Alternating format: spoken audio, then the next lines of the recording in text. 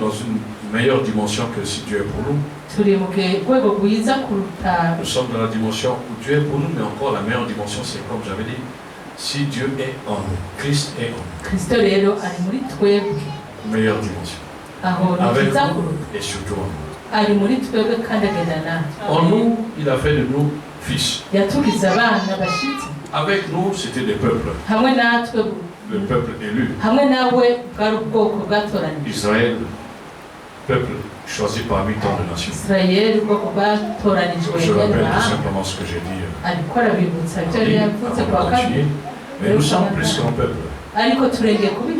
Ayant Christ en nous, nous sommes la divinité.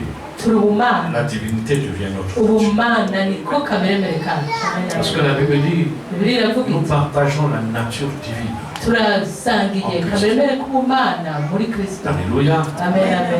De Pierre chapitre 1, verset 4. Il dit, nous partageons la nature. Donc la divinité est une nature. Participant, n'est-ce pas? Participant même de Christ, c'est-à-dire de sa nature. Tu participes. Tu as part. Ça c'est merveilleux de savoir. Alléluia. Amen. Nous sommes participants.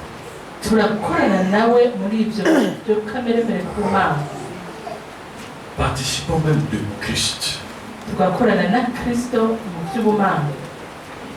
Ça c'est très fort. Alléluia. Vous le connaissez, vous le verrez à la maison. Hébreux 3, verset 14, vous le connaissez. Et nous sommes devenus participants. C'est-à-dire, tu as part à la nature de Christ. Je le dis souvent pour vous faire prendre conscience. La conscience est une dimension très importante de ton esprit. Parce que l'âme et l'esprit sont tellement joints.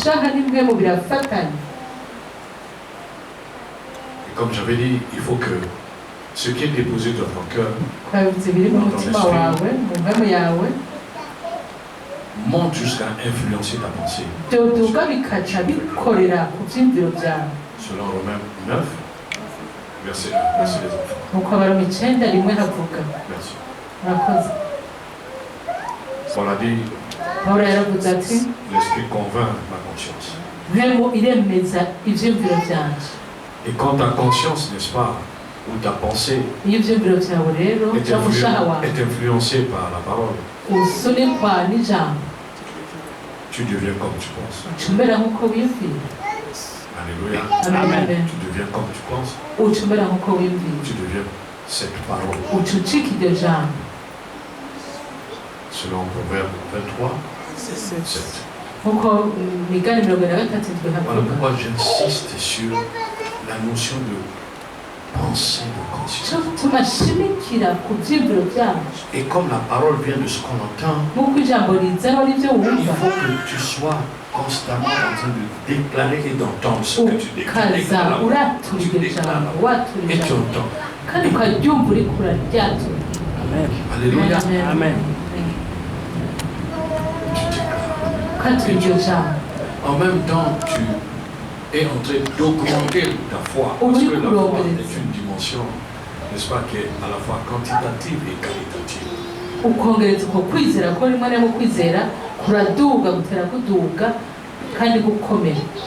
Quantitative, vous savez,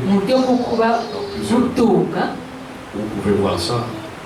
Jésus dit, si votre foi était comme le grain de sénévé, vous aussi. Jésus s'était émerveillé lorsque le centenier romain lui avait dit, non, ce n'est pas la peine que tu viennes chez moi, dis seulement une parole. Et mon serviteur sera guéri. Jésus dit, je n'ai jamais vu une foi aussi grande. Yesu akwasinakuwa no kwizera gukomeye nk'uko muri Israeli. La grandeur, c'est une mesure, n'est-ce pas? Umva rero hari urugezo Quantitative. mu bwinshi cyangwa mu gukomera kwayo. Une foi ferme. Kwizera gushikamye neza. C'est quand David dit Dawidi igihe yavuga ngo les mauvaises nouvelles. Inkuru mbi. Il n'a pas crainte des mauvaises nouvelles. Ngo ntatinya inkuru mbi. Il dit aravuga ati son cœur est ferme. Umutima we urahamye neza. La fermeté est une notion, n'est-ce pas, qualitative. Gushikama rero mu kwizera ni ikintu kiri ni ibyiza byo kwizera. Qui marque la qualité de la foi, une foi ferme. Byerekana ingero zo kwizera kuri mu byiza. Non pas une foi vacillante. Atari kwa kwizera kunyoganyobwa cyangwa kumeze nk'imifumu. Comme cela est décrit, n'est-ce pas, dans Jacques chapitre 1. Uko muri Yakobo 1. Le verset 6 et 7. Murongo 6 n'indwi. Ça, c'est une foi comme le flot de vagues. Usanga ni kwa kwizera kumeze nk'imifumu mu kiyaga. Ballotté par le vent. Umuyaga urayitwara hariya ugasukura hariya. Qualité de la foi. Ibyo rero niko byerekana ubwiza bw'ukwizera. Une foi vacillante. Ko guhagaze neza kutagenda. Tu glorifies Dieu quand tout va bien. Twahimbaza Imana y'ibintu bimeze neza. Quand les choses ne vont pas bien, oh, tu ne glorifies pas. Ibintu bitagenda neza ntusubira guhimbaza Imana. Parce que tu n'as pas dans ta conscience Kutabise mu byumviro byawe. La vision de Dieu pour toi. Yerekwa ry'Imana kuri wewe. Qui dit toutes choses. Uvuga ngo byose. Fonction, travail, le bien et le mal. Kibi ni cyiza. Pour une fois, le bien et le mal sont des compagnons. Ugasanga kibi ni cyiza biraherekezanya. Dans Romains 28. Biri mu Baroma 8:8. Pour une fois, le bien et le mal, ils sont en Cyo gihe rero icyiza ni kibi birumvikana. Nous devons travailler toujours à son avantage. Ati uko turi babiri tugira dukore ku nyungu ziwe. Alléluia. Amen. Pour une fois, ils s'entendent. Nous travaillons ikibi ni cyiza à son avantage. Nkuko Baroma 8:8 avuga tugira dukore icyiza ko biratinya Imana. Pourquoi craindre le mal? Puisque le compagnon du bien ko igiherekeza cyangwa mugenzi w'ikibi w'icyiza bikoraniriza hamwe ngo bikugirire neza. C'est pourquoi David disait Dawidi yavuga ati quand je marche dans la vallée du nom de la mort, je ne crains pas le mal. Parce que le mal a toujours pour compagnon le bien. Et ils travaillent ensemble. Ça, c'est un accord. Ils travaillent ensemble toujours. Pourquoi David dit je ne crains pas le mal?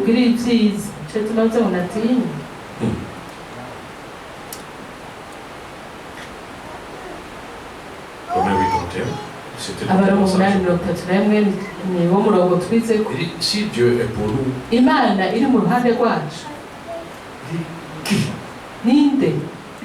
dit cite-moi cette personne, ce démon, qui peut, oui, il peut se tenir debout, mais te vaincre, c'est impossible. Amen. Alléluia. Amen. Il peut se tenir. Mais de vaincre, il cite-moi ce démon. Il n'est pas encore né. Autant du côté de Dieu, nous naissons de Dieu, non? Quand nous croyons la parole, n'est-ce pas, et en son nom, nous naissons, c'est ça la nouvelle naissance. Autant du côté de leur père, le diable, le diable est un père aussi.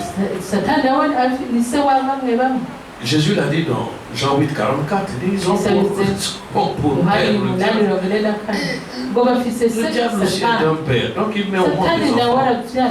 Ceux qui croient en lui, alors voilà pourquoi j'ai dit, ce démon-là, qui peut, n'est-ce pas, te vaincre, il n'est pas encore né de ce père. Alléluia. Il n'est pas encore né. Mais tous ceux qui sont nés, personne n'a pu te vaincre. Ils t'ont combattu. Ils t'ont fait la guerre. Regarde, le décret qui dit Jérémie 15, 20 dit, il te fera la guerre. Mais la finalité, il te vaincra. Amen. Si tu as en conscience cette façon de Dieu de te voir, et si tu le crois, bien sûr. Notre problème, c'est parce qu'on ne croit pas. On ne croit pas ça. À cause de la gravité des circonstances. On finit par placer, n'est-ce pas, ces circonstances au-dessus de la capacité de Dieu. C'est ça notre problème. Nous élevons nous-mêmes nous n'élevons pas la capacité de Dieu. Nous élevons, n'est-ce pas, la gravité ou la capacité, n'est-ce pas? Voilà pourquoi nous avons peur. Nous avons peur aussi lorsque tu considères Jean 8, verset 29 que nous avons déjà. Le verset 16. Jean 8, verset, je commence par le verset 16. Il dit, le Père qui m'a envoyé est avec moi. Au verset 29,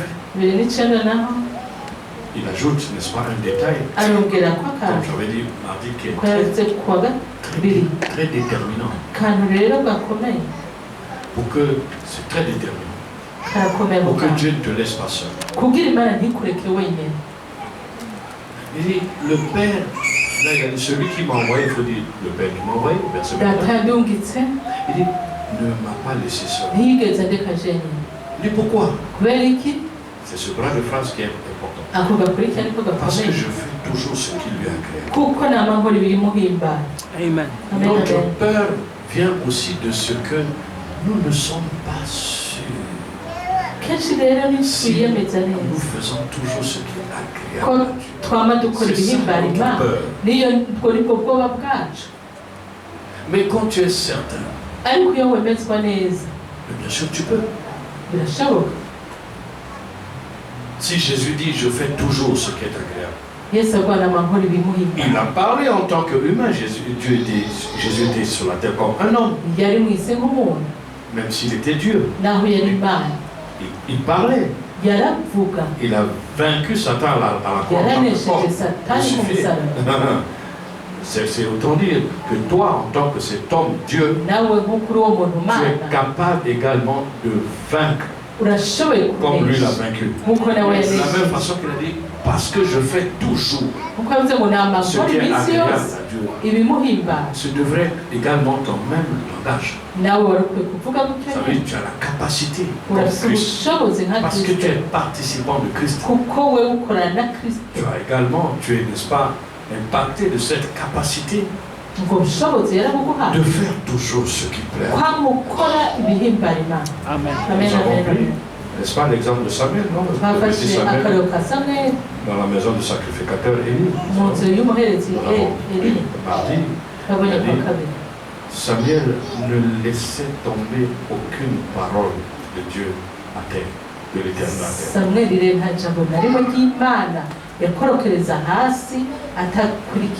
Ça veut dire il marchait toujours en conformité avec la parole. Nous avons pris un cas qui est... Nous sommes en train de réviser. J'essaie de me rappeler ce que j'ai dit. Nous avons pris également le cas qui est moins bien que celui de David, n'est-ce pas? Dans combien? Un roi? Un roi 15, verset 5. Dans un roi 15, verset 5, David, il a laissé tomber la parole une seule fois. Un roi 15, verset 6. David. Il dit, il ne laissa tomber aucun des commandements de Dieu. Ça veut dire, il faisait toujours ce qui plaît à Dieu. Vous comprenez ça? 1 roi 15, verset 6, David ne laissa tomber aucun commandement de Dieu. Et il dit toute sa vie. Toute sa vie. Il dit, excepté dans une affaire d'adultère et de crime. David avait commis l'adultère et le crime. Il dit le juste peut tomber. Je n'ai jamais dit que le juste doit tomber. S'il arrive qu'il tombe, il ne reste jamais dans cette position constante. Selon Psaume, n'est-ce pas, Psaume 37, verset 24. Il dit, s'il tombe, le juste, s'il arrivait, Psaume 37, verset 24. Il dit, s'il arrive que le juste tombe, il ne reste pas terrassé. Parce que Dieu sait que ce n'est pas la nature du juste. Il dit, Dieu lui-même va lui tendre la main. Alléluia. Et il le relevait encore très haut. Tu as lu Psaume 37, verset 24.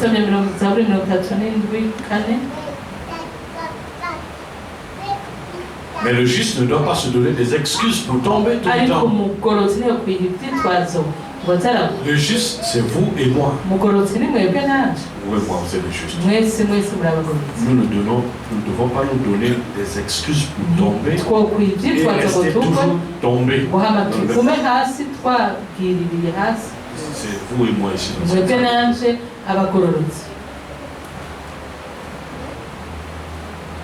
Tu ne dois pas demeurer, n'est-ce pas, dans le même péché. Tu peux avoir commis un péché, mais relève-toi. Dieu te purifie. Si nous confessons nos péchés, ça c'est déjà dans 1 Jean.